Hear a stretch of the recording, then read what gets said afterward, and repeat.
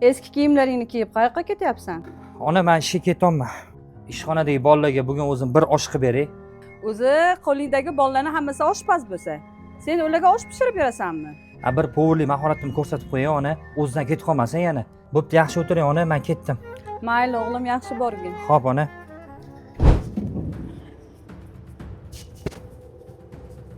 Assalomu alaykum. 31-avtobus shu yerdan yuradimi, bilmaysizmi? Uyalmisin, katta odam ayol kishiga gap otgan. Selim Yandex chaqirganmidingiz? Ha, men taksi chaqiruvdim. Voy tavba qildim. Hozir ayollarni ham tushunib bo'lmaydi.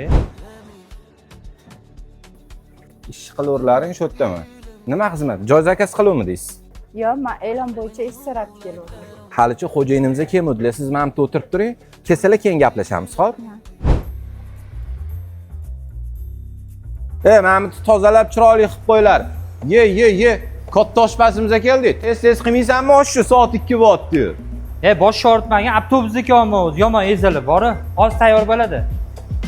O'rtoq xo'jashli havzga ish masalasida keluvdim men.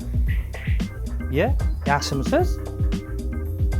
O'rtoq ertalabdan bir jinni orqamdan kuzatib yuribdi. Hozir telefon qilaman senga. Shu yerdamiding? Hali xayoldan ko'taribdi. Bittasi keluvdi ish masalasi bo'yicha. Shunday qarab qo'y.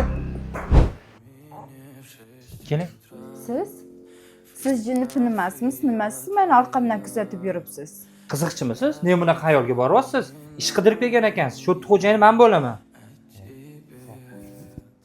Uzr, siz haqingizda noto'g'ri xayolga boribman. Gaplarimdan xafa bo'lmang. Inson o'zi qanaqa bo'lsa, boshqalar haqida ham xuddi shunaqa xayolga boradi. Uzr, sizni ishga ololmaymiz.